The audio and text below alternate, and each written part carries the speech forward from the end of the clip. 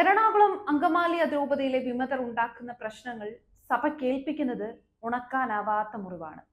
സഭയുടെ മേലധ്യക്ഷന്മാരെ അനുസരിക്കാതെ അധിക്ഷേപിച്ച് തന്നിഷ്ടത്തിന് ജീവിച്ച് നുണകൾ പറഞ്ഞ് വളഞ്ഞ വഴിയിലൂടെ സാമ്പത്തിക നേട്ടങ്ങൾ ഉണ്ടാക്കി സഭാതലവനെതിരെ വ്യാജരേഖ ഉണ്ടാക്കി സ്വർണ്ണക്കടത്തിൽ പങ്കാളിയായി വിശുദ്ധ കുർബാന സമരമാർഗമാക്കി അവഹേളിച്ച് വിശുദ്ധ കുർബാനയ്ക്ക് നേരെ കുപ്പിയെറിയാൻ നേതൃത്വം കൊടുത്തും വിശുദ്ധ കുർബാന ആവശ്യപ്പെടുന്ന വിശ്വാസികളെ ആക്രമിച്ച് മാർപ്പാപ്പയെ പോലും അനുസരിക്കുകയോ ബഹുമാനിക്കുകയോ ചെയ്യാതെ തന്നിഷ്ടത്തിൽ തോന്നിയ പോലെ കുർബാന അർപ്പിച്ച് ഒടുവിൽ ഞങ്ങൾ അർപ്പിച്ച ഈ കുർബാന കടങ്ങളുടെ പൊറുതിക്കും പാപങ്ങളുടെ മോചനത്തിനും കാരണമാകട്ടെ എന്ന് പറഞ്ഞാൽ കടം മാറാനും പാപമോചനം ലഭിക്കാനും വിമത വൈദികർ അർപ്പിക്കുന്നത് കുർബാനയല്ലല്ലോ, ശിക്ഷാവിധിക്ക് കാരണമായ തന്നിഷ്ടം തന്നെയല്ലേ.